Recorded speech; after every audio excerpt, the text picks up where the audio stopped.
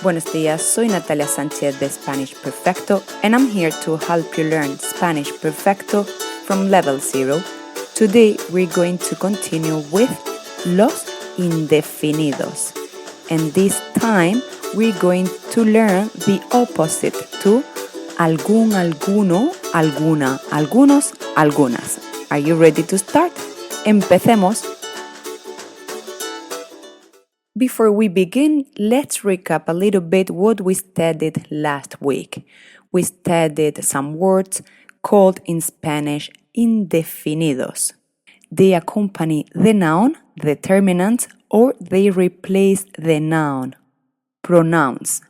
They also could be called quantifiers because they express a quantity.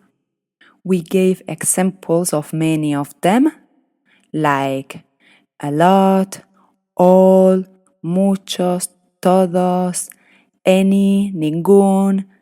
However, we studied one that it might bring some confusion because it's different to English. We studied algún, alguno, alguna, algunos, algunas. This could be translated as some. In general, at the end of this episode, we're going to see other translations for these words. We also said we can use these as a pronouns or as a determinant. They can accompany the noun or they can replace a noun. In English, they vary when it comes to an affirmative sentence or interrogative sentence. ¿Tienes algunos libros para dejarme? Tengo algunos libros para dejarte. The first one, we use algunos, interrogative. The second one, affirmative, we still use algunos. But what happened in English? Do you have any books to lend me? Any. I have some books to lend you. Some. So it changes when it comes to an affirmative sentence or interrogative.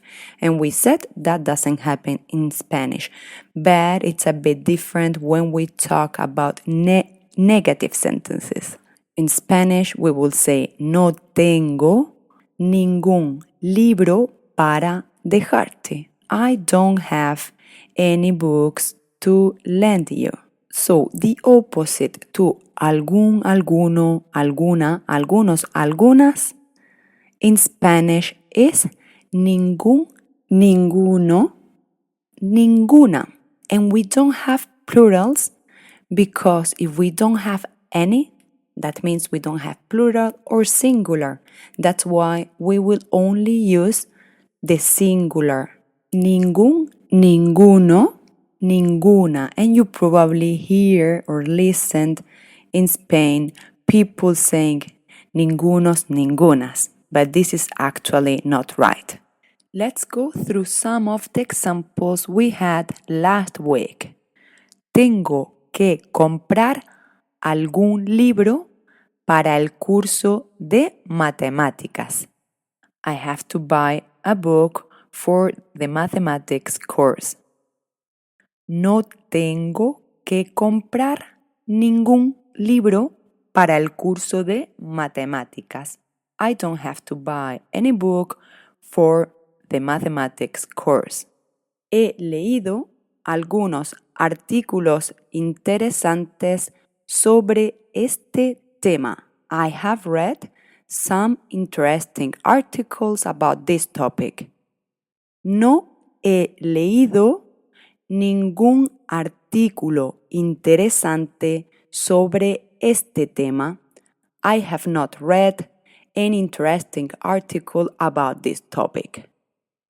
Algunas personas prefieren té en vez de café. Some people prefer tea over coffee. Ninguna persona prefiere té en vez de café. No one prefers tea over coffee. necesito encontrar alguna solución para este problema. I need to find a solution for this problem. No necesito encontrar ninguna solución para este problema. I don't need to find any solution for this problem. If you noticed something, we used ningún and ninguna, but we still have ninguno. What do you think it happened? It's the same as algún, alguno. So far, we used ningún, ninguna as a determinant. They went with a noun. They accompany a noun. But what happens if it replaces a noun? It becomes a pronoun. And then it's when we use ninguno, but we still use ninguna. It's something similar to algún, alguno. Do you remember this? Let's see how they act if they are pronouns. Last week we had the following examples. Algunos no saben en qué día viven. We said this might not make a lot of sense in English. Like some people, they don't even know in which day they're living. The negative sentence in Spanish would be Ninguno sabe en qué día vive. No one knows in which day they live. It's a bit strange. Notice that having ninguno in the sentence will remove the negation. No, we don't need the word no because we are already saying that no one. So we cannot negate twice at this time. Other example, alguno no ha entendido nada. Someone has not understood anything.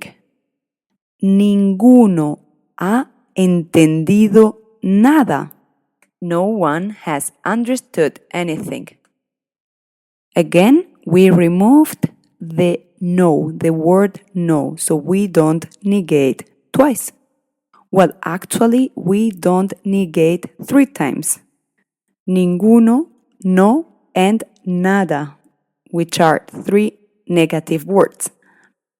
¿Quieres algunas? Referring to something we have talked earlier. Do you want any?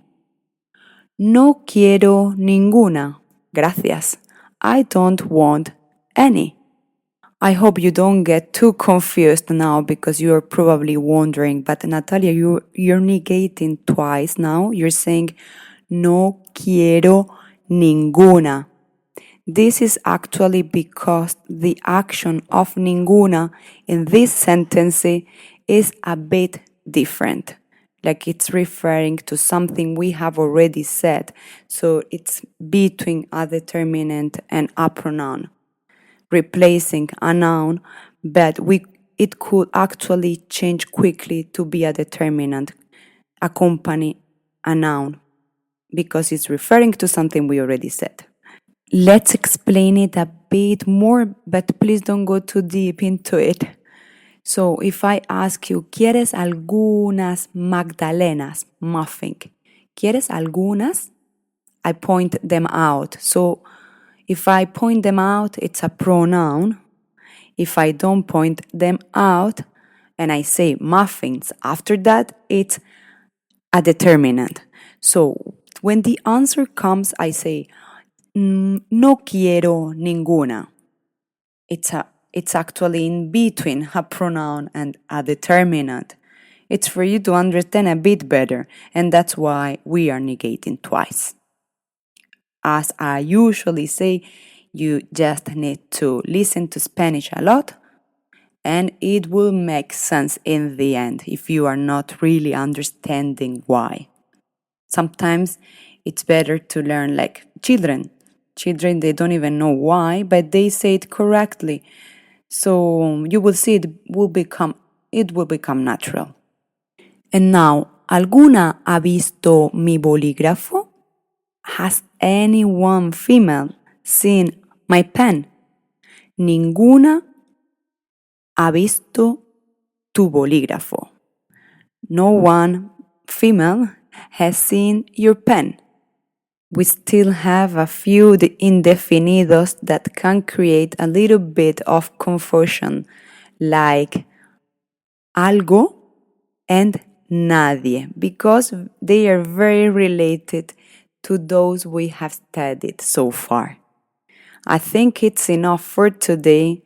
I don't want you to get overwhelmed by these lessons.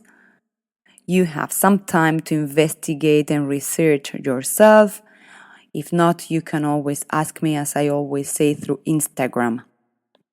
But maybe you can start your own research about algo and nadie. And I hope I can clarify all your questions during the next episode. Mientras tanto, muchas gracias por estar ahí y hasta el próximo episodio.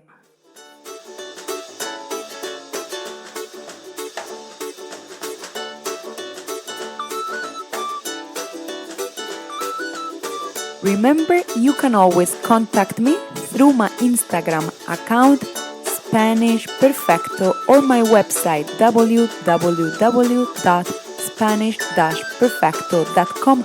Hasta pronto!